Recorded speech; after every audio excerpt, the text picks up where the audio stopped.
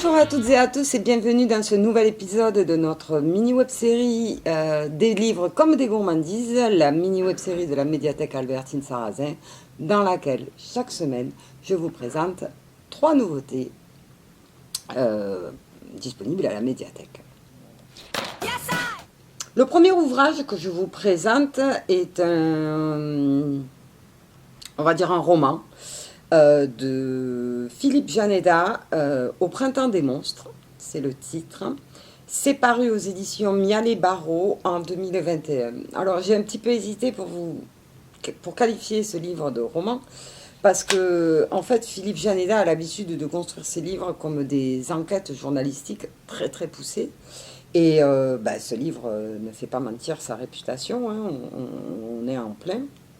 Il va partir donc d'un fait réel qui s'est passé en 1964 dans la région parisienne. Un enfant, Luc Taron, disparaît. Et en fait, on le retrouve assassiné le lendemain dans une forêt de banlieue. Et donc, peu de temps après les faits, la famille commence à recevoir des lettres horribles avec des mots ignobles, diaboliques, d'une personne qui signe en s'appelant l'étrangleur.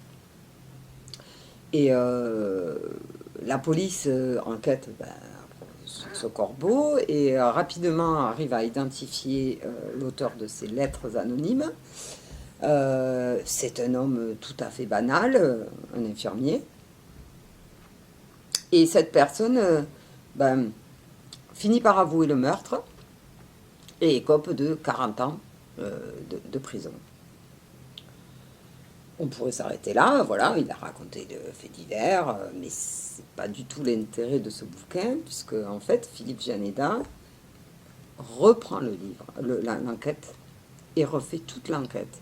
Parce qu'en fait, justement, alors c'est très poussé, il va chercher tous les détails, il refait tous les parcours, tout.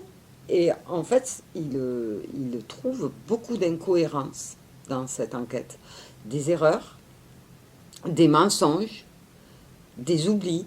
Et en fait, à la fin, on ne sait plus. On ne sait plus qui est le coupable. Est-ce que c'est la personne qui a été condamnée? Est-ce que c'est d'autres personnes? Est-ce que c'est une ou plusieurs personnes? Effectivement, si on cherche des certitudes, là, on ne sera pas servi, hein, au contraire, quoi. Enfin, la seule certitude qu'on a, c'est que l'enquête, il y a eu des lacunes dans cette enquête et que, au final, on ne peut pas vraiment être sûr d'avoir coincé le meurtrier de ce jeune garçon. C'est un livre qui est construit vraiment, enfin, si vous alliez faire des fouilles archéologiques, vous seriez un peu, voilà, c'est des fouilles minutieuses, on prend tous les détails, donc c'est une lecture qui est à la fois captivante, parce que c'est vraiment captivant, il y a un suspense terrible dans ce bouquin, on a envie d'arriver à la fin, mais voilà, c'est une lecture qui est quand même, qui demande un petit effort, un effort qui est récompensé par le plaisir immense qu'on a à la lecture de ce bouquin et jusqu'à la fin. Mais voilà, c'est pas une petite balade comme ça, ça va vous demander un minimum d'effort intellectuel, mais c'est génial, c'est un très très bon bouquin. Voilà,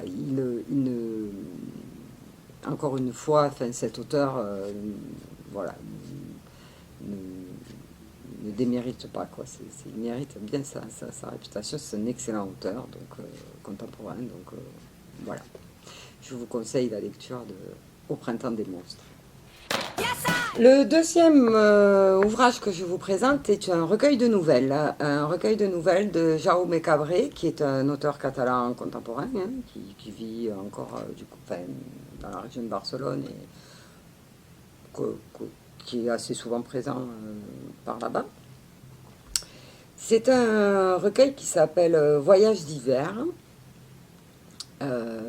En fait, il fait référence à deux choses. Il fait référence à un recueil de poésie d'un auteur, alors je vais essayer de vous retrouver le nom de l'auteur, Willem, je crois, un poète,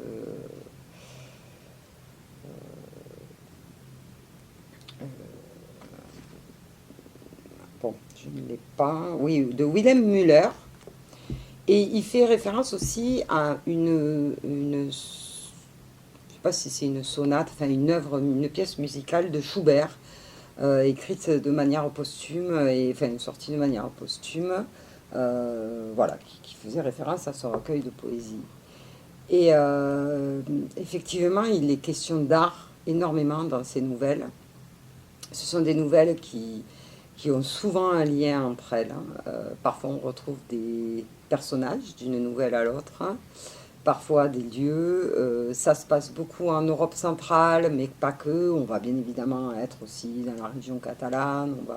Je crois qu'à un moment donné, on est aussi à un moment donné en Allemagne, on est en Italie. Voilà, c'est un roman qui vous fera voyager. Enfin, c'est un recueil qui vous fera voyager. Il y a vraiment donc des appels entre les nouvelles. L'art donc est très très présent, donc notamment la musique. Donc effectivement, il y a par moments des descriptions très techniques de pièces musicales. Bon, on parle beaucoup de Schubert, mais il y a aussi Bach, enfin, bon, voilà, d'autres compositeurs. Une nouvelle en particulier qui va plutôt s'attacher à l'art de la peinture, hein, donc voilà, il va y être question de tableaux. Mais pas que, on va aussi être avec un horloger, un orfèvre, un diamantaire. Euh, une nouvelle qui m'a beaucoup marqué, c'est celle qui se passe dans un camp de concentration qui est bon, assez horrible, hein, et cette nouvelle, elle reste présente pendant longtemps. Euh, et ce que j'ai ressenti en lisant cet ouvrage, en fait, toutes ces nouvelles, le point commun que j'y mettrais, enfin, que je leur trouve, c'est... ça commence tout par un élan d'une personne pour un projet, pour faire quelque chose, voilà, pour mener une vie. Et il y a toujours quelque chose qui, inexorablement, de manière inattendue, coupe cet élan. Voilà. Et donc, la fatalité.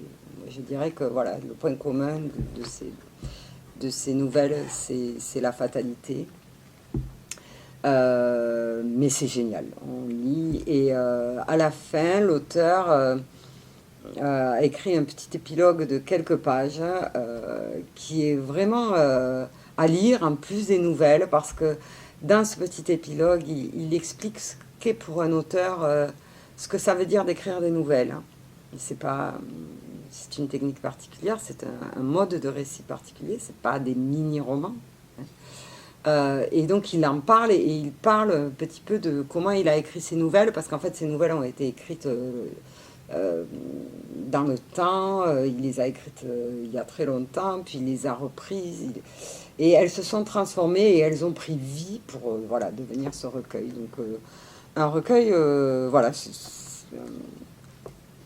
vraiment de très très belles nouvelles que je vous conseille, dont je vous conseille la lecture. Et pour terminer, on termine avec une bande dessinée. Alors, une bande dessinée, je dirais, bon, peut-être pas dans le genre horreur, mais enfin, je dirais, c'est une bande dessinée voilà, qui remue, qui est assez violente. Ça s'appelle Un léger bruit dans le moteur. C'est paru aux éditions Petit à Petit en 2017 et c'est écrit le dessin est de Jonathan Munoz et le scénario est de Gaetz. Et c'est inspiré, en fait, c'est l'adaptation d'un roman de Jean-Luc Luciani. Et donc, au départ de cette histoire, alors c'est une histoire qui commence déjà assez fort, et ça va aller crescendo tout au long de l'histoire, tout au long de la bande dessinée. Donc en fait, on est dans un village, un lieu paumé, un village où tout est sordide, les gens sont glauques. euh, voilà, c'est assez. Si vous avez vu le film Shaitan, qui paraît ça, hein, il y a peut-être une quinzaine d'années ce film, c'est un peu cet univers-là. Et il y a un enfant euh, qui est persuadé qu'il a tué sa mère parce qu'elle est morte en couche, donc il pense que voilà, c'est lui qui l'a tuée. Et c'est un enfant qui dit je suis un enfant qui tue les gens. En fait, c'est un serial killer en culotte courte. Et un serial killer que personne ne va soupçonner puisque c'est un enfant. Voilà. C'est assez machiavélique. Voilà, donc tout au long, il va y avoir des meurtres, des... Et je dois dire qu'en plus, quoi, en termes de graphisme, quoi, c'est très très... C'est très joli, c'est très très bien dessiné. J'aime beaucoup, moi, ce type de trait.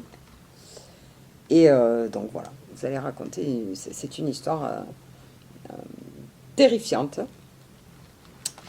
mais ça reste néanmoins un bel ouvrage. Voilà. Eh bien, c'est tout pour cette semaine, pour cet épisode. Je vous propose de vous retrouver la semaine prochaine pour d'autres nouveautés. En attendant, je vous souhaite une très belle semaine et je vous dis à la semaine prochaine. Au revoir.